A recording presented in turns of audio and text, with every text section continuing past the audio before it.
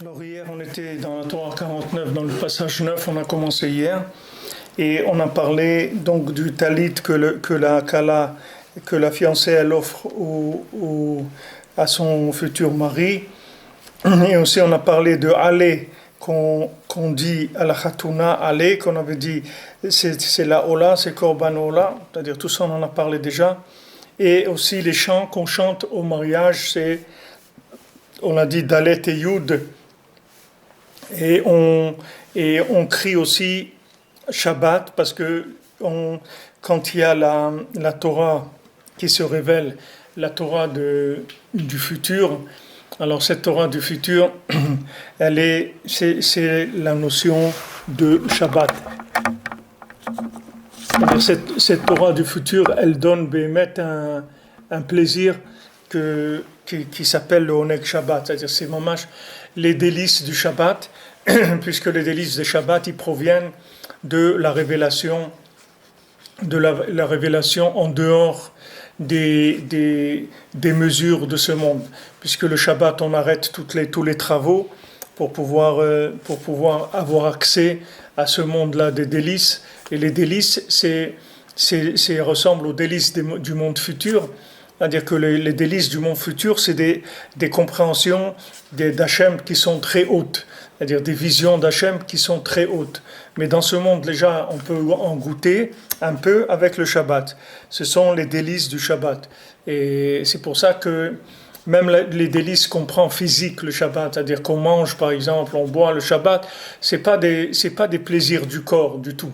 C'est des délices de l'âme, c'est pas des délices du corps. Bien que ça passe par le corps, mais ce ne sont pas des délices du corps, puisque même le corps, il est mis de côté le Shabbat, puisque Rabbeinu dit que le Shabbat, le foie, il n'est pas le foie, le Shabbat, il ne rentre pas en ligne de compte. C'est-à-dire que le foie, le Shabbat, il se nourrit en deuxième position. Tandis que dans la semaine, le foie, il se nourrit en première position. C'est-à-dire, dans la semaine, quand on mange, d'abord le foie, il prend, et ensuite il envoie au cerveau ce qu'il veut envoyer. Mais le Shabbat, c'est différent. Quand on mange, d'abord ça va au cerveau, ça va à la neshama, qui est dans le cerveau, et après ça va dans le foie, en seconde position. Même physiquement, c'est pas le même fonctionnement, le Shabbat. Maintenant, dans la médecine, ils n'ont pas encore vu ça, mais bon, peut-être un jour ils viendront, ou ils verront, ou quand ils verront, ça sera déjà trop tard, puisque tout sera déjà vu. Comme on dit, ça sera de toute façon pour nous, ça sera toujours du déjà vu, puisque la Torah nous a déjà indiqué que c'est comme ça.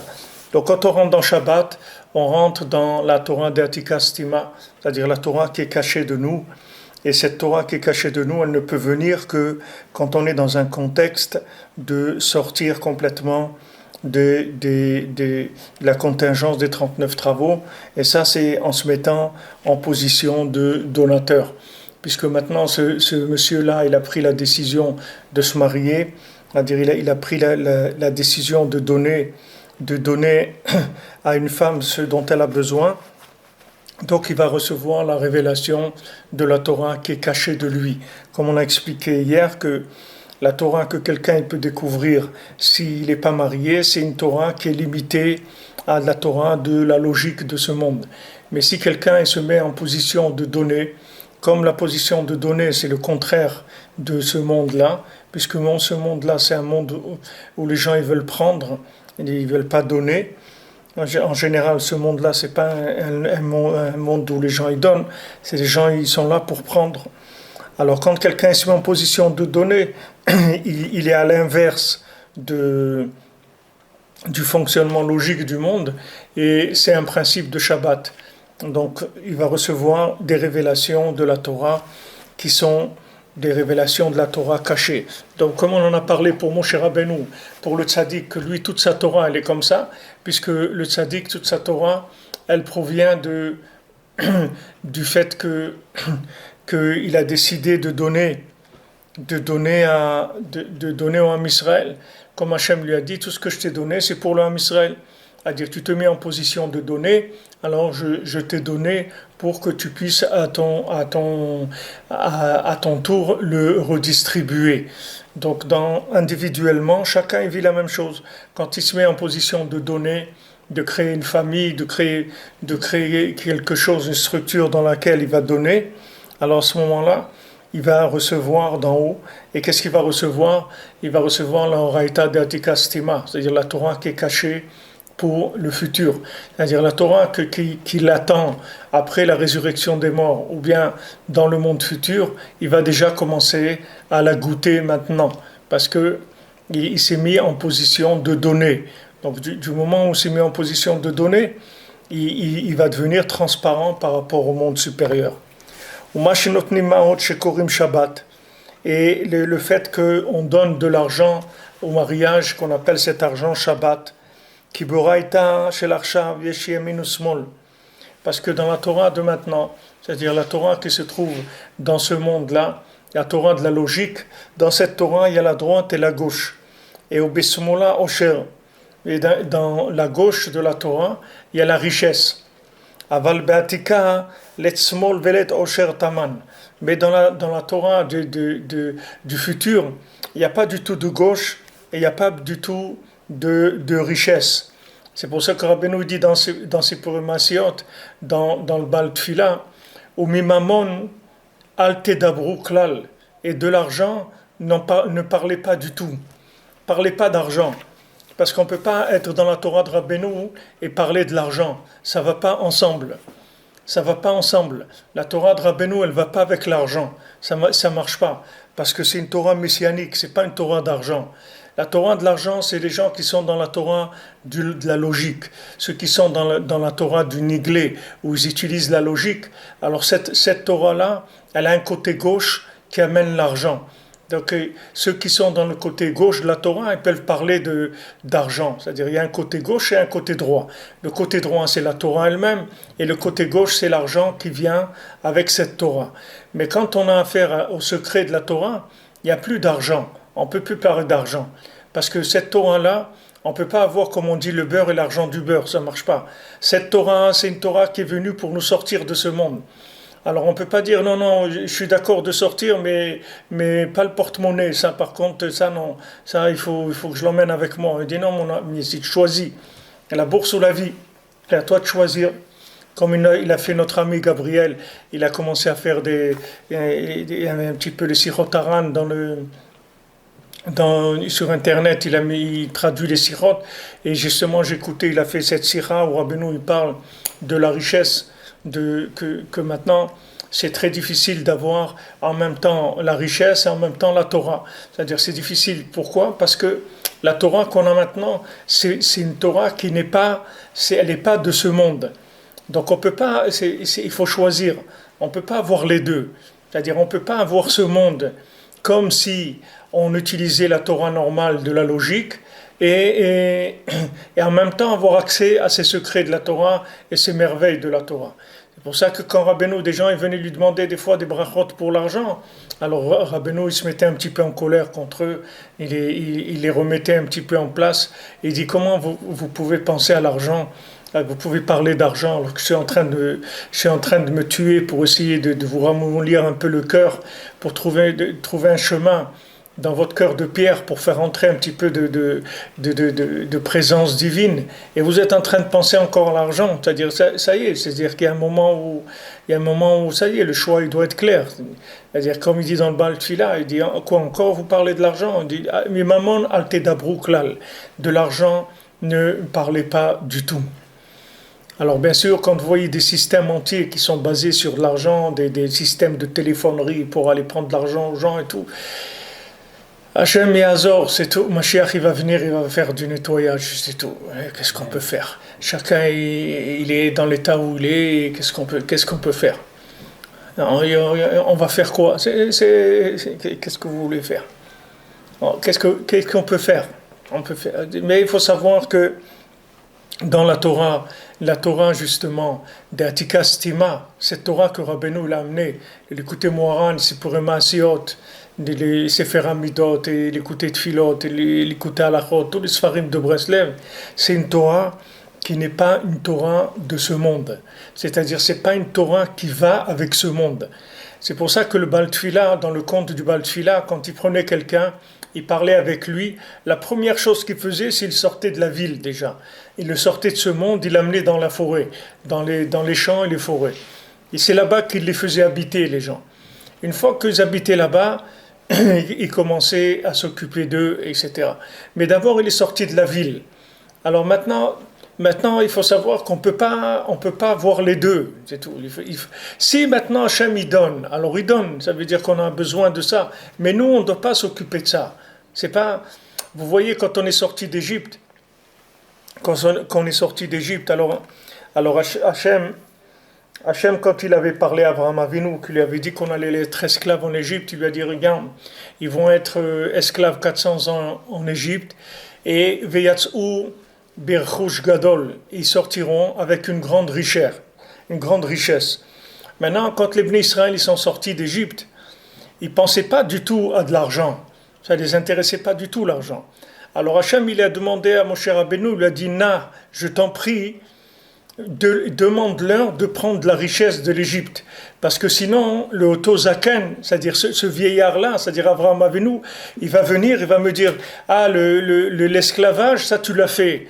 Mais que c'est écrit que mes enfants, ils allaient sortir avec de la richesse, ça tu l'as pas fait.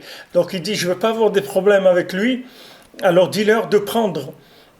Alors ils ont été, et Béhémet, ils prenaient pas. C'est-à-dire que ils prenaient pas. C'est uniquement les Égyptiens, quand ils les voyaient, alors ils avaient de la grâce, ils trouveraient grâce aux yeux des Égyptiens, et les Égyptiens leur donnaient.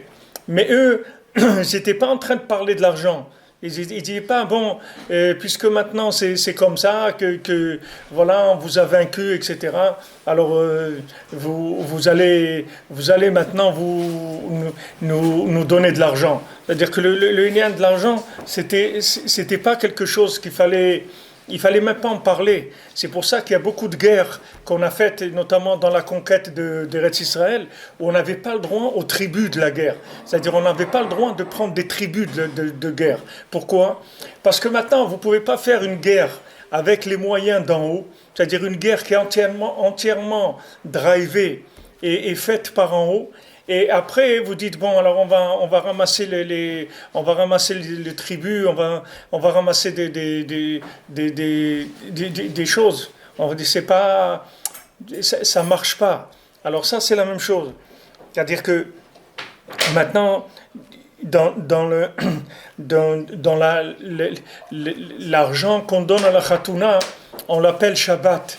Pourquoi on l'appelle Shabbat ? Parce qu'on dit, regarde, détrompe-toi. Cet argent-là, c'est pas de l'argent qui vient du côté gauche. Parce que l'argent qui vient du côté gauche, c'est l'argent qui vient du système, de la logique de ce monde. Mais cet argent qu'on donne à la Khatouna, c'est pas un argent du côté gauche. C'est un argent qui vient de Torah de Atika Stima. C'est-à-dire c'est un argent qui vient de la Torah qui est cachée, de la Torah du futur. Et cet argent-là, c'est pas de l'argent de ce monde. C'est-à-dire que cet argent-là, c'est uniquement, il vient parce que l'homme, il s'est engagé à donner Parnassa à sa femme et à ses enfants. C'est pour ça qu'il a reçu cet argent-là. C'est pas de l'argent de ce monde. C'est-à-dire que si maintenant lui, pourquoi on dit que l'homme, toute sa Parnassa, c'est parce qu'il s'est engagé à donner à sa femme, à ses enfants? Parce que si c'est pour lui, on lui donne rien du tout. On va pas lui donner. C'est maintenant parce qu'il s'est engagé à donner. Alors on dit, bon, tu t'es engagé à donner à une femme, à tes enfants, voilà, alors tiens la Parnassa, prends. Mais c'est pas pour lui la Parnassa. Ça, c'est de l'argent qui vient de la Torah de Atika Stima. Et comment vous allez voir que c'est pas pour lui? C'est parce qu'il en fait pas un yan de l'argent. Il fait pas un yan de l'argent, c'est-à-dire c'est pas un yan pour lui de l'argent, il parle pas de l'argent. Il n'est pas toujours en train de parler de l'argent. C'est l'argent tout le temps. C'est-à-dire c'est quelque chose qui est fatigant. Il n'y a que ça dans la vie, il n'y a que l'argent dans la vie, il n'y a pas que l'argent dans la vie. Il y a tellement il y a tout le reste, à part l'argent, il y a tout le reste. L'argent, c'est pas important. On ne peut pas avoir la Torah du Tzaddik, qui est une Torah d'Atika Stima, et parler de l'argent. Ça ne marche pas ensemble. On ne peut pas utiliser une Torah qui était cachée, qui était réservée pour après la résurrection des morts, et dire oui, mais je peux avoir le beurre et l'argent du beurre, ça ne marche pas. Si tu veux le beurre, tu ne peux pas avoir l'argent du beurre, tu choisis, c'est tout. Tu veux une Torah qui va te sauver, une Torah qui n'est pas de ce monde, alors tu ne peux pas dire moi, mais je veux l'argent aussi. Qu'est-ce que tu veux l'argent? Quelqu'un il est en prison, alors on vient, on le sort, on le délivre, allez viens, sort de prison.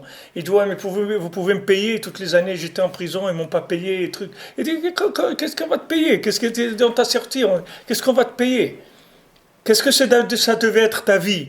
Tu aurais une vie sans Rabbi Nachman, quelle aurait été ta vie? Dans quel état tu aurais été? Ah, maintenant tu veux aussi l'argent? C'est honteux. C'est-à-dire que ça, c'est la Torah du Niglé. La Torah du Niglé, il y a Yamin ou Smol.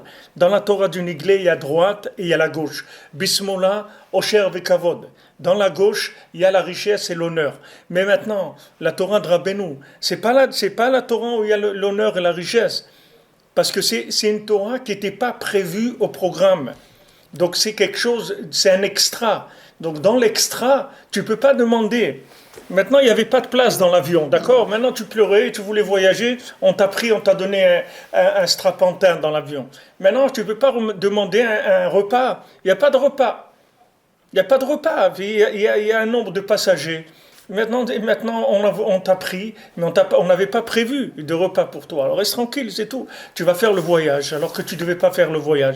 Mais reste tranquille, tu ne vas pas demander le repas.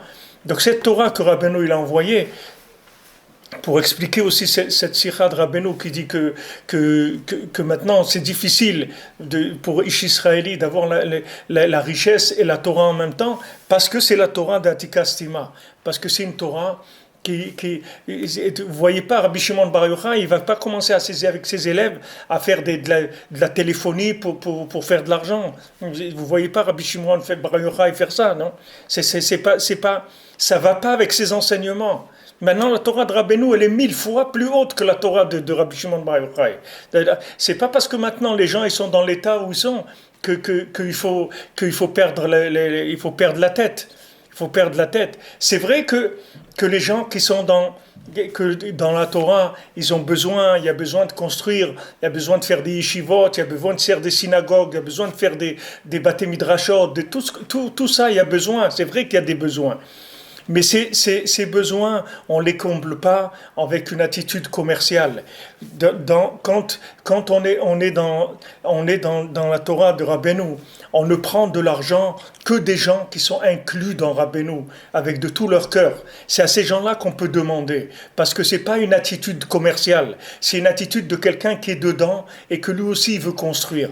Alors on s'associe, il y a un qui trouve le terrain, l'autre il amène les briques, l'autre il amène l'électricité, chacun il va participer. Mais ce n'est pas une attitude comme si on fait un centre d'appel, un call center pour ramasser... Il y a Dobakol, allez, on commence à appeler celui-là, voilà, monsieur, truc, on va vous faire un pidion, et alors comment ça va et tout, on lui dit voilà, ça va, mais je suis un peu fatigué, ben justement, c'est pour ça, il vous faut un pidion, c'est ce que je vous disais, donc c'est 180 € par mois, et avec ça, vous allez avoir, mais c'est ça qu'on est arrivé, c'est une honte, c'est-à-dire c'est terrible d'arriver à ça. Alors Rabbeinu dit que cet argent du mariage, il s'appelle Shabbat, parce que c'est de l'argent kadosh, c'est pas de l'argent de commerce. Pourquoi? Parce que cet argent ne le lui donne de la même manière que Moshe Rabbeinu. Hachem il lui a dit Lo natatelecha gdoula ela bishvil Israël. C'est-à-dire sache que toute ta grandeur, elle ne te revient que parce que tu t'es mis au service du Ham Israël. Alors cet homme-là qui s'engage à se marier, alors il s'engage, il lui dit voilà, je vais te nourrir, je vais t'habiller, c'est t'honorer, etc. Pourquoi il s'engage? Parce qu'il sait qu'en s'engageant, il va recevoir Torah d'Atika Stima, c'est-à-dire il va recevoir de la Parnassa qui vient de cette Torah-là qui est très élevée. Alors maintenant, cette Torah-là qui est très élevée, il n'y a pas de gauche dedans. C'est une Torah, il n'y a pas la gauche. Parce que s'il y avait de la gauche dans cette Torah, jamais on n'aurait pu sortir. Jamais des gens comme nous, on aurait pu revenir vers Hachem. Comment on va revenir vers Hachem avec la gauche? La gauche, c'est l'armée, c'est le côté rigoureux de la Torah. Qui est-ce qui aujourd'hui peut revenir vers la Torah avec le côté rigoureux? Il n'y a pas des gens qui peuvent revenir. Alors maintenant, on est en train de profiter d'une Torah de chesed, d'une Torah de miséricorde, d'une Torah de bonté. Alors au moins, ne parle pas de l'argent. Au moins, ferme ta bouche, c'est tout. Ne parle pas de l'argent. Tout ce que tu as besoin, on va te le donner, mais ne fais pas un yan avec l'argent, c'est tout. Tout ce que tu as besoin, ça viendra chez toi, mais ne fais pas. Maintenant, tu as le droit de prendre, il n'y a pas de problème, des gens qui sont inclus avec toi dans le tzaddik. Parce que ces gens-là, ça ne s'appelle pas du commerce, ça s'appelle la famille, ça s'appelle les gens qui sont dans le mouvement. Ce n'est pas un rapport commercial, mais d'aller faire des entreprises entières de collecte de fonds, alors que quelqu'un... il utilise une Torah qui enlève presque le libre arbitre. C'est une Torah que celui qui entend ça, il s'envole. Alors maintenant, ça, on va dire, ah, c'est beau, oui, alors passe à la caisse. Alors qu'il a qu'à faire un cirque, ou il a qu'à faire un cinéma, et il fait payer à l'entrée, c'est tout. Il n'y a qu'à faire un cirque, et là-bas au cirque aussi, il y a des choses extraordinaires, et des gens ils sautent avec des trapèzes et des trucs et tout, et il faut payer, ça coûte, le cirque ça coûte. Mais on ne peut pas dire voilà, c'était beau et tout, on leur passe à la caisse. C'est pas ça la Torah de Rabbeinu. C'est pas ça la Torah de Rabbeinu. Le Presley, Breslever, Auman et tout, ils ne parlaient pas de l'argent. Et pourtant, c'est des gens, ils n'avaient rien à manger, mais ils ne parlaient pas de l'argent. C'était pas un yan dans leur vie, l'argent. Bichlal, c'était pas un yan dans leur vie. Combien de fois il y avait des fois où des gens qui travaillaient, on raconte, je ne sais pas si c'est Rav Pinchas Yoshua ou Rav Pinchas Kibitcher, ils ont trouvé une pièce dans la coupa de Tzedaka, dans la boîte de Tzedaka de la synagogue. Et c'était pas des boîtes où on pouvait faire la monnaie, c'était des boîtes, elles étaient fermées. Donc si quelqu'un y mettait, il ne pouvait pas faire la monnaie. Donc ils ont trouvé une pièce une fois, que cette pièce, ça représentait tout le salaire d'un mois de quelqu'un qui avait travaillé. Alors ils ont cherché à savoir qui c'était. Peut-être qu'il s'est trompé ou truc. Et ils ont vu que c'était ce Ravi Pinchas là qui avait mis. Alors ils lui ont dit, mais regarde, il a dit, alors qu'est-ce que tu veux que je fasse? La prière, ça s'ouvrait pas. Je voulais prier, je sentais que ça s'ouvrait pas. Alors j'ai mis tout le salaire du mois dans la boîte. Qu'est-ce que tu veux? Il faut que j'ouvre pour la prière. C'est-à-dire, c'est pas des gens qui vivaient, qui faisaient un inyan de ça. En tout cas, Rabbeinu dit, Beferouj dans le Baal Tfila, Mimamon al Tedabrou Klal. De l'argent, n'en parlez pas. Alors c'est sûr que si on n'en parle pas, on ne va pas faire des centres d'appels téléphoniques pour appeler les gens pour faire de l'argent. Pour aller commencer à faire de l'argent, à aller faire du racket. Après, les gens, ils sont dégoûtés de la Torah. Ils disent, c'est quoi ça? Des gens qui m'appellent. Et soi-disant, ils font semblant, ils tirent la corde sensible, soi-disant, ils font semblant de s'intéresser à moi et tout. Tout ça, c'est pour essayer de voir un truc pour sortir la proposition commerciale avant. Comme si quelqu'un il vous appelle, il vous dit, vous payez combien votre téléphone? Parce que maintenant, vous savez, il y a des lois. Alors, il ne faut pas vous faire arnaquer. Alors, le gars, il dit voilà, moi, je paye 20 euros par mois. Il dit, ah bon, 20 euros? Mais moi, je vous donne tout de suite, par 15 euros. Vous voyez, vous êtes fait arnaquer et trucs. Alors, c'est 15 euros. Seulement, il y a une taxe de ça, une taxe de l'autre. Et après, ça lui sort 40 euros. Pas 20. Mais si on fait ça, mais c'est quoi cette Torah-là? Qu'est-ce qui t'a dit de faire ça? Qu'est-ce qui t'a dit de faire ça? Parce que tu as construit une yeshiva, ne construis pas de yeshiva, va dormir, va faire la sieste, c'est tout. Va pêcher des truites, c'est tout. Qu'est-ce qui t'a dit de faire une yeshiva? Tu fais une yeshiva avec ce que Hachem il te donne, c'est tout. Tu ne peux pas enseigner Torah Deatikastima et de dire aux gens passe à la caisse. C'est pas un yan. Bon, Hachem, des gens ils donnent, ils aident de bon cœur. Parce qu'ils ont envie de participer à cette chose-là. Parce que c'est des gens de la famille. C'est comme on dit, Cosa Nostra, c'est notre affaire, c'est à nous. C'est notre cause à nous, c'est notre affaire à nous. Alors on la fait tourner parce qu'on est intéressé que ça marche. Mais on ne va pas commencer à faire de la prospection de marketing sur les gens. C'est pas un yan, Bichlal. Ça, c'est les gens qui ont la Torah de gauche qui font ça. La Torah de gauche, c'est la Torah du niglé, la Torah de la logique. Alors cette Torah de la logique, elle va avec l'argent et le kavod. Mais la Torah de Rabbeinu, elle ne peut pas aller avec l'argent et le kavod. Ça ne peut pas marcher. Chez Rabbeinu, il n'y a pas de rave. Il n'y a pas de rave. Sachez que le premier et le dernier Rav de Breslev, c'était Rabbi Nachman de Breslev, c'est tout. Et après Rabbi Nachman, il n'y a pas de Rav. Il n'y a aucun Rav dans Breslev. Il n'y a que des élèves, c'est tout. Il y a des grands élèves et il y a des petits élèves. Mais il n'y a pas de Rav. C'est quelque chose qui n'existe pas. Moi, je vous le dis parce que nous, on est passé par là, et au Bor Hashem, on a vu des anciens de Breslev, et on leur a demandé, qu'est-ce que c'est ce Inyan? Il dit, il n'y a pas de Rav chez nous. Toi et moi, c'est pareil. Les deux, nous, on est des amis. Et on a un seul Rav, c'est Rabbi Nachman, c'est tout. Notre Rav, c'est Rabbi Nachman. Point barre, comme il dit notre ami Dov Cohen, point barre, c'est tout. Il n'y a pas de Rav, il n'y a que des élèves, des amis, c'est tout. On est des amis, on est des élèves, tout. Il n'y a pas de Rav. Chez nous, il n'y a pas de Rav. Maintenant, on appelle tout le monde Rav. Dès que quelqu'un il a une barbe, et il a une barbe blanche, on me rappelle Rav Nachman Roussicher, quand je lui disais, Rav Nachman, il dit, pourquoi tu m'appelles Rav? Parce que j'ai une barbe blanche. Il me dit, mais les chèvres aussi, ils ont une barbe blanche. Tu sais, c'est pas que... Les chèvres aussi, il me dit, c'est pas... Tu vas voir une chèvre, tu vas appeler Rav, parce qu'elle a une barbe blanche. Alors on est des amis. Bon, Hachem, il y en a qui ont le srout, qui ont commencé plus jeunes, ou des gens qui sont un peu plus doux et plus avancés, etc. Et ils s'occupent de transmettre aux autres, c'est tout. C'est ça que je parlais avec un ami à moi qui a fait une yeshiva Breslev, où il a 80, bon, Hachem, il a 80 élèves et tout. Je parlais avec lui, il m'a dit, je suis en train de préparer les dirigeants de Breslev de la génération à venir, parce qu'il m'a dit, on se trouve dans une génération où les gens ils partent dans tous les sens, parce qu'il n'y a pas eu des cadres, il n'y a pas eu des cadres pour encadrer Breslev.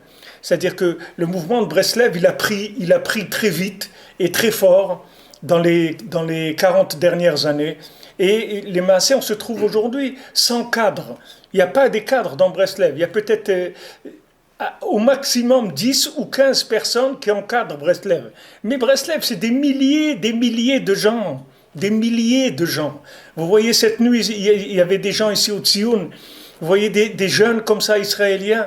Des gens avec des coupes de cheveux comme ça, là, rasés complètement, avec juste un passe de cheveux, là, juste une petite choupik là en haut, la tête rasée comme ça. Le gars, il était dans le mikvé avec le iPhone et les écouteurs, en train de danser dans l'eau de mikvé. Il avait le iPhone et le truc. Voilà, Rabbi Nachman, voilà les gens qui l'amènent. C'est-à-dire, c'est quelque chose qui... Et ça, c'est en plein hiver, en Ukraine et tout, un Israélien, qu'est-ce qu'il vient faire ici? Mais ils adorent Rabbeinu. Ils adorent Rabbeinu. Quelqu'un, il parlait à l'autre, elle m'a dit, ma femme, il disait, qu'est-ce qu'on aurait été s'il n'y avait pas Rabbi Nachman? Qu'est-ce qu'on serait devenu dans notre vie? Vous voyez comment ils aiment, ils partaient, ils revenaient embrasser, ils repartaient, ils revenaient embrasser Rabbeinu, ne me laisse pas, Rabbeinu, quel amour pour Rabbeinu. Vous voyez le gars, il a une kippa, elle fait 5 cm de diamètre, une petite kippa sur la tête, il est entièrement rasé, avec des jeans hyper serrés, des bottes comme ça, et des blousons, des trucs, et ces écouteurs-là, blancs, énormes, et voilà, le gars, il adore Rabbeinu. Il adore Rabbi Nachman. Alors maintenant, vous n'allez pas faire de l'argent sur ces gens-là, non? Qu'est-ce que c'est? Rabbeinu, il est en train d'amener des milliers de gens. Il n'y a pas de cadre pour encadrer Breslev. Alors les gens, ils prennent les livres et ils lisent et ils font n'importe quoi. Ils interprètent ce qu'il y a écrit. Voilà, il faut faire ça, il faut faire l'autre, et il y a pas, le mal n'existe pas, et le mal il est bien, et le bien il est mal, et tout est mélangé, c'est une salade totale, c'est une salade, les gens ils sortent des salades, les gens ils font avec Breslev des salades, tout ça parce qu'il n'y a pas eu de formation. Alors lui, ce rave-là, mais Béhémet, c'est un rave comme il y a dans le monde. C'était quelqu'un, il était à la yeshiva de Poniovitch et tout quand il était jeune. C'est un Talmid Chacham en tout cas. C'est quelqu'un qui connaît bien la Torah et il connaît très bien la Torah de Rabbeinu. Et il a monté cette yeshiva, mais qu'est-ce qu'il a fait lui? Avant de faire la yeshiva, pendant 10 ans, il a formé les cadres qui allaient être les rabbanim de la yeshiva. C'est-à-dire ceux qui allaient devenir les dirigeants de la yeshiva, il les a formés lui-même pendant 10 ans. C'est-à-dire c'est Chatzot tous les soirs, 1 heure d'Itbodedut, étudier Shulchan Aruch. Il les a formés comme des Breslevers, des vrais Breslevers. Une fois qu'ils sont devenus comme ça, après il les a pris comme cadre pour sa yeshiva. C'est-à-dire dans sa yeshiva, il n'y a personne qui n'est pas Breslev. Alors qu'il y a beaucoup d'yeshivot de Breslev qui prennent un enseignant de l'extérieur, qui ne connaît pas Breslev. Mais là-bas, il n'y a aucun enseignant, ni de la Gemara, ni de rien, qui n'est pas lui-même un Breslever. Donc c'est autre chose, c'est-à-dire c'est une autre... Il m'a dit, voilà, je forme les cadres de la génération à venir. Parce que c'est vrai, on est en pénurie de cadres, on est en pénurie d'encadrement. Alors les gens, ils font n'importe quoi, ils inventent n'importe quoi. Quelqu'un qui ne sait pas étudier l'écoute Moran en profondeur, mais il prend Breslev, il invente n'importe quoi, il sort n'importe quoi, parce que c'est une lumière très forte, c'est une Torah très ancienne. Alors ça sort des choses, les individus, ils sont attirés, ils commencent à inventer des trucs, il n'y a pas d'encadrement. Tandis que quand il y a un encadrement, les gens ils disent, voilà les amis, ça c'est comme ça c'est comme ça, c'est tout. Sachez qu'il y a une limite, il y a le bien et il y a le mal. Comment il y a des gens, ils enseignent que le mal, il est bien. Le mal, il est bien. Il y a des gens qui disent il faut remercier Hachem sur les avérotes que tu fais parce que c'est bien. Mais c'est quoi ça? Ça s'est jamais entendu. Jamais Rabbeinu il a dit une chose pareille. Jamais Rabbeinu il a dit une chose pareille. Et si maintenant tu dis que les avérotes c'est bien, alors ça y est, on est sorti de la halakha, on est sorti de tout. Qu'est-ce que ça veut dire les avérotes c'est bien? Les avérotes c'est pas bien, c'est assourd les avérotes. Il ne faut pas faire des avérotes, il ne faut pas transgresser la Torah. Qu'est-ce que ça veut dire transgresser la Torah c'est bien? Alors tout ça, c'est des inventions qui viennent des shows. Quand il y a des shows, et la personne, elle chauffe dans le show, elle commence, et après, elle fait des improvisations, et après, elle sort complètement des bandes, des plates-bandes, comme on dit. Alors Rabbeinu dit que cet argent qu'on donne à la Khatouna, ça s'appelle Shabbat.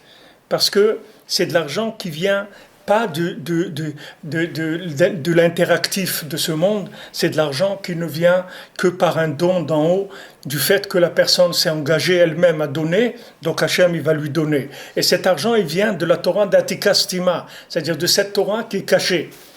Cette Torah qui était cachée, on va l'utiliser maintenant au moment du mariage. C'est-à-dire que au moment où une personne se marie, elle va recevoir la Torah qui était cachée d'elle.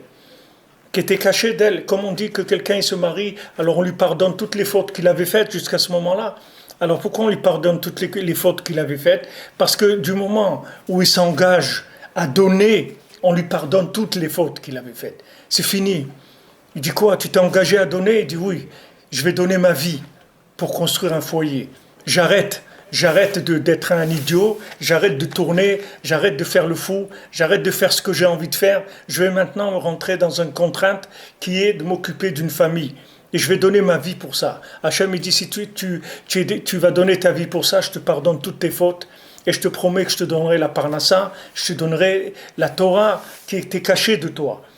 Toi, tu as une Torah, mais cette Torah, tant que tu n'es pas marié, jamais elle va venir vers toi. Parce que cette Torah, elle est que pour les gens qui donnent. Quand ta Neshama, elle va rentrer en position de donner, elle recevra cette Torah-là. Donc quand il y a mariage, ça veut dire que je me suis mis en position de donner, alors Hachem, il va me donner et la Torah, et la richesse, et tout. Comme je vous dis pour Shlomo Ameler. Hachem lui a dit, pourquoi tu veux la sagesse? Il dit, je veux la sagesse pour juger ton peuple. Il dit, si c'est pour juger mon peuple, voilà la sagesse, et je te rajoute la richesse, et je te rajoute tout ce qu'il n'y a jamais eu dans le monde. Tu auras une chokhma, une sagesse comme il n'y a jamais eu dans le monde. C'est sûr, vous étudiez l'écouté Moran, et Rabbeinu dit, avec l'écouté Moran, tu peux devenir un chacham comme il n'y a jamais dans le monde. C'est sûr, avec ce que Rabbeinu révèle, tu peux arriver à un niveau de sagesse extraordinaire, mais tu ne vas pas commencer à commercialiser ça, en faire une affaire de business. Il faut faire attention, parce que c'est kadosh ça. C'est kadosh, c'est des choses qui sont précieuses pour Hachem. C'est toute la crème de la Torah qui était cachée, que Hachem il voulait nous donner ça au dessert. Maintenant c'est devenu le plat de résistance, alors que c'était prévu pour le dessert. Normalement c'était prévu pour couronner les gens qui ont fait des efforts toute leur vie et qui sont arrivés maintenant au moment de la Géoula. Et ils sont arrivés au moment de la résurrection des morts. Et ces gens-là, maintenant, on va les récompenser. On dit, regarde, maintenant, tout ce que tu as supporté, le Ham Israël, tout ce qu'il a souffert et tout, voilà, maintenant, regarde la Torah extraordinaire, Torah de Atika Stima, regarde la Torah cachée. Maintenant, cette personne, on va lui donner cette Torah cachée. Le dessert, on va lui servir maintenant comme plat de résistance. Alors, il ne va pas commencer à faire le malin avec ça. Il faut faire attention. À dire que c'est une Torah nifla méode. Mais il faut être conscient que, comme dit Rabbeinu, c'est des médicaments qui coûtent très très cher. Rabbeinu les a payés de sa vie, de la vie de sa femme, de la vie de ses enfants, de sa vie à lui, qu'il est mort à 38 ans, qu'il a donné toute sa vie pour faire descendre ça dans le monde. Et qui continue à s'occuper de nous. Voilà, il amène des gens tous les jours ici, tous les jours, venez à Ouman, vous allez voir, les gens ils arrivent par centaines tous les jours, c'est pas une fois à Rosh Hashanah, c'est tous les jours il y a des gens qui viennent, il y a des autobus et tous les jours. Comment Rabbeinu il fait ça? C'est parce qu'il a fait Messirut Nefesh pour le Ham Israël, il a donné sa vie pour le Ham Israël, donc on continue à s'occuper de nous. Combien de tzadikim qui sont morts, ils ne voulaient même pas entendre parler de ce monde. Bichlal, et c'était des tzadikim. Quand on leur a dit, viens, il dit, ah là, ça y est, c'est fini, moi. Qu'est-ce que je vais m'occuper de ça? Y est, j'ai fait ce que j'avais à faire et qu'ils se débrouillent. Qu'est-ce que je peux faire? Mais Rabbeinu, c'est le contraire. Rabbeinu, il est resté, il a dit, je reste avec vous. Je reste avec vous. Comme Akadosh Baruch Hu s'est engagé, comme Rabbeinu dit ici, je ne rentre pas dans Jérusalem d'en haut. Tant que Jérusalem d'en bas n'est pas reconstruite, la même chose, Rabbeinu, il reste avec nous ici, dans la mélasse, dans la marmite d'ici. Il reste avec nous, il s'occupe de nous pour nous faire sortir. Alors maintenant, vous avez un tzaddik comme ça qui est en train d'aller qui n'a pas de vie, qui n'a pas eu de vie. Combien il a pleuré Rabbeinu. Rabbeinu c'était un être humain. Rabbeinu c'est pas un dessin animé. Rabbeinu. C'est pas un Tarzan ou un je sais pas quoi. C'est pas l'homme araignée ou je sais pas quel truc. C'est pas un héros de dessin. Rabbeinu c'était un être humain. Rabbeinu il souffrait. Rabbeinu il a pleuré. Combien il a pleuré qu'il a perdu sa femme. Qu'on a pleuré quand il a perdu ses enfants. Quand il a perdu Shlomo Ephraim qui devait être normalement le Mashiach. Combien Rabbeinu il a pleuré. Combien de souffrances Rabbeinu il avait chaque fois que ses filles elles devaient accoucher, dans quel état il était Rabbeinu, personne ne pouvait lui parler, il était dans une douleur terrible tant qu'elle n'avait pas accouché, que tout allait bien. Rabbeinu il était là en attente, il ne savait pas encore ce qui allait se passer, s'il n'a pas avoir encore des accusations et des problèmes terribles comme il a eu dans sa vie. Et Rabbeinu il est resté avec nous, il est là avec nous. Alors quand quelqu'un vient dire au Rebbe donne-moi de l'argent, il dirait il ne faut pas s'étonner que le Rebbe il peut s'énerver, c'est normal. C'est normal, il dit quoi? Tu veux le beurre, l'argent du beurre? Tu veux une Torah comme ça? Nifla méode, une Torah qui va te sauver dans l'état où tu es. C'est des médicaments qu'on n'a pas le droit de mettre sur le marché. Tu crois que c'est comme ça? Regarde dans le monde. Il y a des gens qui ont inventé des choses qui sont contre le système. Ils les ont tués. Il y a un gars, il a découvert le moteur à eau. Ils l'ont tué. Parce que si on fait fonctionner un moteur à eau, mais c'est fini. Tout le système, il s'écroule. Parce que sur l'essence, ils prennent, je sais pas combien, ils payent le litre d'essence, ils vous le vendent 5 fois ou 10 fois le prix que ça coûte, le litre d'essence. Donc si maintenant on trouve que chacun il met de l'eau, il prend son tuyau d'arrosage, il remplit son réservoir, eh bien, c'est fini. Donc ils l'ont tué, le gars. Ça c'est quand c'est une invention purement commerciale. Imaginez-vous quand c'est une découverte qui va sauver l'humanité entière, qui va faire sortir des fous, des malades. Ça va les faire sortir de là où ils sont. Ça va les rendre joyeux. Ça va leur donner envie de construire. Donner envie de construire. Des gens qui étaient même pas... Ils rêvaient même dans leur tête, il n'y avait même pas le programme pour penser se marier et construire quelque chose dans ce monde.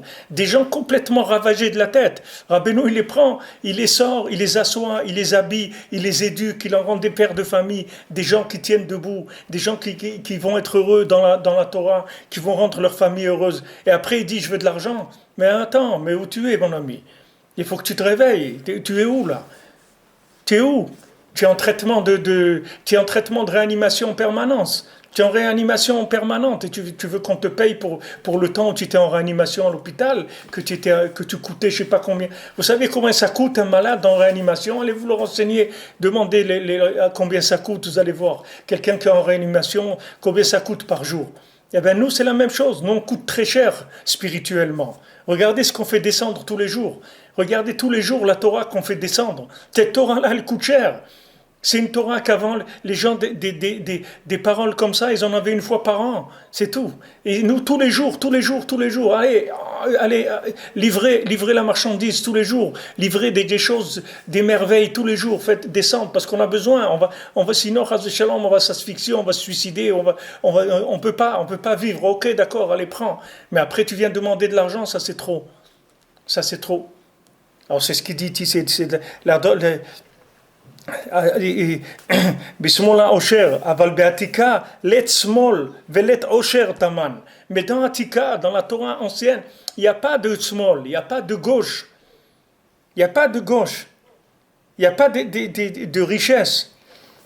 Et c'est intéressant, c'est-à-dire il y a un petit jeu de mots, parce que small c'est la gauche, mais on y dit small c'est la Grèce. C'est la Grèce. Dans le Maaseh que Rabbeinu l'a dit de l'histoire de celui qui avait la charrette et qui a acheté la marchandise, le tissu, et qui a demandé un pot de graisse. Alors on lui a donné small. Small, c'est quand on dit schmaltz, hein, on dit c'est le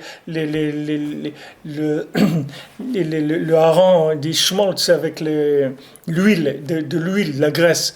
Alors il a demandé de la graisse pour faire rouler la charrette. Alors, il lui a donné le marchand de tissu, il lui a dit, bien sûr, tu as acheté tout ce tissu, je comprends qu'elle ne roule pas bien ta charrette, voilà un pot de graisse. Alors après, son copain, il a vu que sa charrette, elle marchait bien, il lui a dit, dis donc, on roule bien et tout, comment tu as fait? Il dit, voilà, j'ai mis de la graisse, super graisse et tout. Il dit, d'où tu l'as eu? Il dit, voilà, c'est le marchand de tissu là-bas qui me l'a donné. Alors il est allé chez le marchand de tissu, il a dit, vous n'avez pas un pot de graisse là, comme vous avez donné à mon ami? Il a dit, mais ton ami m'a acheté une charrette entière de tissu, c'est pour ça que je lui donnais la graisse. Mais toi, tu viens que pour la graisse, je suis pas un marchand de graisse, moi. Alors c'est intéressant de voir ce jeu de mots que small, c'est la même chose en Yiddish, c'est la Grèce, c'est la gauche, ça veut dire c'est la Grèce. C'est-à-dire que maintenant nous le parnassa qu'on nous donne, c'est parce que on prend du tissu, c'est-à-dire on est venu, on a chargé, comme on dit, on a chargé la mule, c'est-à-dire on s'est chargé, on a pris des choses sur nous. Alors maintenant on dit bon, c'est sûr qu'avec tout ce que tu as pris sur toi, on va te donner de quoi faire rouler la charrette, on va pas te laisser comme ça. Alors on va te donner, mais si tu viens pour demander la graisse, ne t'amuse pas à venir demander de la graisse, parce que on ne sait même pas ce que c'est la graisse ici. C'est-à-dire que maintenant il dit, let small velet osher taman. Là-bas il n'y a ni gauche ni richesse, on ne sait pas ce que c'est ces choses-là là-bas. Ça n'existe pas, c'est des notions qui n'existent pas. Tu veux rentrer dans une Torah messianique et tu veux garder les avantages des gens qui se sont battus dans le côté logique et gauche de la Torah, c'est pas possible. Il y a les deux ensemble, ça ne marche pas. ובשביל זה כששומעים ישראל בשורת התורה דעתיקה נותנים את המעות כי אין צריך למעות. Voilà, Rabbeinu dit plus loin, il dit c'est pour ça que quand les Bnei Israël ils entendent l'annonce de la Torah du futur, c'est-à-dire de cette Torah qui est la Torah du Olam Haba, alors ils donnent l'argent. Pourquoi? Ki en tzarich lemaot, il n'y a pas besoin de l'argent. Parce que dans l'Olam Haba, il n'y a pas de manger, il n'y a pas de boisson, c'est-à-dire qu'il n'y a rien. C'est-à-dire qu'il faut. La Torah de Rabbeinu, c'est une Torah qui nous forme déjà au Olam Haba, c'est-à-dire on n'est pas dans ce monde-là. Puisque maintenant, d'après les valeurs de ce monde, on ne pouvait pas s'en sortir. Vous prenez notre CV, nos CV, on est bon pour la casse, on est bon pour la ferraille. Maintenant, Rabbeinu nous récupère. Mais il récupère avec une Torah qui vient du Olam Haba. Cette Torah qui vient du Olam Haba, on ne peut pas demander avec le comportement du Olam Hazé. C'est pas possible. Les deux, ça marche pas. Comme il dit, Be'olam Haba letachila v'shtiya. Comme Rabbeinu dans le Sichot Haran, il dit que dans l'Olam Haba, il y a des gens qui demandent, donnez-moi à boire, donnez-moi à manger. Alors les gens le ramènent à manger, à boire, et disent mais non, c'est pas ça que je veux. Je veux des mishnayot, manger des mishnayot, boire des teilim, des psaumes. C'est ça que je veux. Qu'est-ce que tu m'amènes du manger? C'est ça que je veux manger, que je veux boire. Qu'est-ce que tu m'amènes du manger? C'est pas ça que je cherche. C'est pas ça que je suis en train de chercher. Maintenant, il faut que la Torah de Rabbeinu elle nous élève tellement qu'on soit plus dans ces choses-là. Mais on peut pas prendre la Torah de Atika Stima, cette Torah-là, et encore être intéressé par l'argent. Et tu dis au contraire, on le donne l'argent. On le donne. Ils étaient obligés de les arrêter au Mishkan. Il les arrêtait quand ils construisent le Mishkan. Il a dit, mon cher Rabbeinu, dis-leur d'arrêter. Dis-leur d'arrêter de donner, il n'y a plus besoin. Et ils venaient, ils donnaient, surtout les femmes, elles donnaient, tout le monde donnait, ils voulaient donner tout. Parce qu'il n'y a pas besoin. Il n'y a pas besoin. Si maintenant Hachem il va résider avec nous, il a mis sa maison avec nous, qu'est-ce que vous voulez quand j'ai besoin de l'argent? Hachem il est avec moi ici, il est à côté de moi, je peux parler avec lui. Rabbi Nachman nous a montré qu'on peut parler avec Hachem. Alors qu'est-ce que tu es en train de dire besoin de l'argent? Il n'a pas besoin. Quelqu'un qui habite chez ses parents, il n'a pas besoin d'argent. Ce qu'il a besoin, il demande à ses parents, c'est tout. Il n'a pas besoin d'avoir de l'argent. Il dit, papa, j'ai besoin de ça. Voilà, mon fils. Et les mamans, j'ai besoin. Oh, tiens, prends. Alors maintenant, nous, Rabbeinu nous a appris ça. Et on ne peut pas encore après demander l'argent, comme dans le Baal Tfila, et du coup, encore vous parlez de l'argent. Allez, arrêtez, ça suffit. Il leur a dit, quoi, encore vous êtes en train de parler de l'argent? Après, c'est ce que je vous ai montré, des merveilles comme ça. Après, vous me parlez encore de l'argent. Allez, arrêtez avec ça. Et Rabbeinu il a montré que ce qu'on a besoin, on va nous le donner. Donc ça y est, il n'y a plus besoin de parler. Il n'y a plus besoin de parler de ça, parce qu'on vit dans la providence totale. Donc ce qu'on a besoin, on va nous le donner. Pourquoi? Parce que cette Torah-là, c'est une Torah tellement puissante, et qu'on s'est donné, on a donné notre vie pour ça. Chacun qui est venu chez Rabbeinu, il a donné sa vie, il a laissé des choses, il a laissé des poubelles de ce monde. Lui, c'était un homme qui adorait les poubelles, et que même maintenant, aujourd'hui, peut-être encore, il adore les poubelles. Il a laissé tout ça pour entrer dans la Torah, parce qu'il a vu cette merveille de cette Torah cachée. Donc maintenant, c'est sûr qu'on va lui donner tout ce dont il a besoin. Il n'a pas besoin de... C'est honteux qu'il vient demander. C'est pas... Imaginez-vous un enfant qui rentre à la maison, il demande à sa mère, tu peux me donner de l'argent parce que je voudrais aller acheter à manger et tout. Alors sa mère dit, mais comment tu demandes de l'argent pour aller acheter à manger? Mais voilà, je vais te préparer à manger. Il dit, non, mais je ne savais pas. Comment tu ne sais pas? Qu'est-ce que ça veut dire? Comment tu es arrivé là? Pourquoi c'est maintenant que je vais te donner à manger? Pourquoi quand tu étais bébé, je ne t'ai pas donné à manger? Dans mon ventre, je ne t'ai pas donné à manger. Je t'ai toujours donné à manger. Qu'est-ce que ça veut dire? Tu me demandes non, de l'argent pour l'acheter à manger. Mais tu es pris en charge, je m'occupe de toi. Ça y est, arrête cette attitude-là. Ça c'est pareil, quelqu'un, il a donné sa vie pour la Torah. Il a donné sa vie pour le tzaddik. Il a donné sa vie pour fonder un foyer, pour s'engager. Qu'est-ce qu'il a à s'inquiéter pour l'argent? Qu'est-ce qu'il a à s'inquiéter? Il dit, alors les gens disent, ouais, mais je vois, quand même, il me manque et tout. Mais ça veut dire que c'est comme ça qu'on veut que tu vives, c'est tout. Tu comprends pas? On veut que tu vives avec ça. Ça te maintient en forme, c'est tout. Comme le froid, ça conserve. Alors il y a des choses qui conservent, c'est tout. Il y a des choses qui conservent. Il y a des gens que s'ils ont de l'argent, ils deviennent fous. Un fou, si tu lui donnes de l'argent, il devient un fou dangereux. Un fou qui n'a pas d'argent, il n'est pas dangereux. Mais un fou qui a de l'argent, il devient dangereux. Alors des fois, il y a des gens, on les maintient toujours à la limite, mais c'est pas parce qu'il n'a pas, ou c'est pas se débrouiller. Il n'y a pas de débrouiller, il n'y a rien besoin. Il n'y a rien besoin, parce que les gens qui ont cette Torah d'Atika Stima, ils sont pris en charge complètement. Les gens qui ont fait Tchouva, qui sont engagés avec Hachem, ils sont pris en charge complètement. Et si maintenant ils ont des difficultés de parler à ça, ça veut dire que c'est comme ça qu'on veut que ça soit. Et te fais pas de soucis, que le jour où tu seras apte à recevoir de la richesse, on te donnera de la richesse. Parce qu'on préfère que tu sois riche plutôt que non. Parce que si tu es riche, tu vas faire des choses pour le tzaddik, tu vas développer des choses. Mais pour l'instant, on a peur que si on te donne de l'argent, tu vas t'acheter un avion personnel, ou tu vas t'acheter une Mercedes avec un chauffeur, ou tu vas commencer à faire à dépenser ton argent n'importe comment.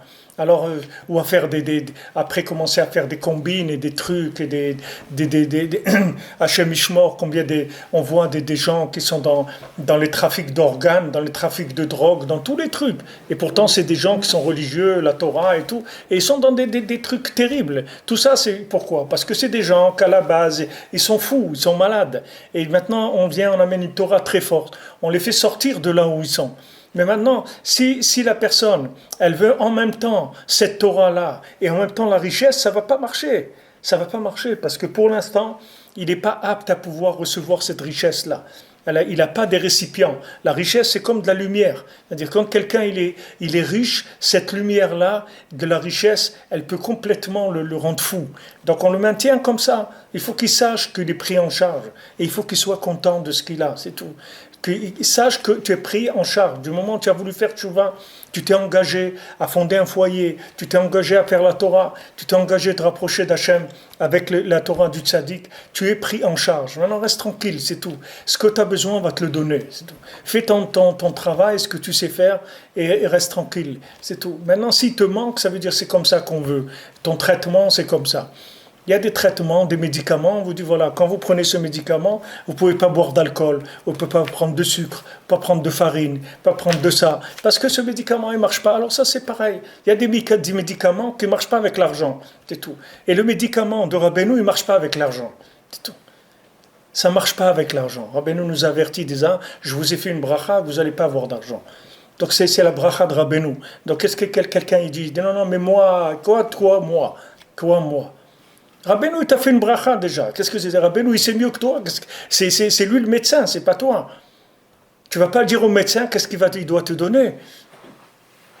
C'est pas à lui que tu vas dire. Ce que tu passes, ça veut dire que ça fait partie du truc. C'est sûr que c'est dur quand on a un traitement, on peut pas manger de gâteau, on peut pas boire d'alcool, on peut pas boire des limonades. C'est sûr, c'est pas agréable. On a envie de manger des gâteaux et de boire de l'alcool, mais on peut pas, c'est tout. C'est comme ça, c'est le traitement. Donc Rabbeinu, il sait très bien. Mais Rabbeinu, il a dit, de temps en temps, j'ai placé des riches pour qu'ils puissent alimenter le Inyan. Donc si maintenant tu dois faire partie de ceux-là, qui vont faire tourner la maison de Rabbeinu, t'en fais pas, Rabbeinu, il va te donner. Mais reste tranquille, parle pas de ça. Parce que c'est honteux que tu parles de ça. Si Rabbeinu, il t'a redonné la vie, il t'a fait sortir d'une vie qui était prévue à la destruction, qui était prévue pour la casse. Tu n'étais pas prévu pour fonder un foyer, tu étais prévu pour aller à la casse. Tu étais prévu pour détruire dans la drogue ou dans n'importe quoi. Maintenant, Rabbeinu, il est venu, il t'a sorti de là-bas. Alors tu crois que pour lui, c'est un problème de te donner de l'argent? C'est pas un problème du tout. Donc si maintenant tu n'as pas, ça veut dire que c'est comme ça que tu dois être. Maintenant toi tu dois travailler, c'est sûr, tu dois pas, mais tu vas recevoir ce que tu dois recevoir. Et tu sois content avec ce que tu reçois, parce que bon Hachem c'est tout Bechesed Gadol. C'est avec des grands chassadim. Tout ce que tu reçois c'est des chassadim, goïm, meod. Toi, Sosa Meach, prends conscience de traitement que tu as. Comme Rabbeinu dit, les médicaments que je donne, c'est des médicaments tellement précieux qui viennent de tout le bout de la terre. Et je dois vous verser un seau sur la tête pour que peut-être une goutte elle va rentrer dans ta bouche. Alors regardez quel Torot niflaot que Rabbeinu l'a amené pour nous soigner. En plus, on va venir demander de l'argent. Il dit voilà, parce que celui que normalement il a goûté à cette Torah-là, alors lui, il dit la réaction, voilà, il vous dit Notnim et amaot, il donne l'argent, qui en tsarich le maot, parce qu'il n'a pas besoin de l'argent. Pourquoi? Qui baolam haba le tachila v'shtia, et parce que dans l'olam haba, il n'y a ni manger ni boisson. Et cette Torah-là, c'est une Torah du olam haba. C'est pas une Torah du olam hazé. C'est pas une Torah de ce monde. C'est une Torah du monde futur.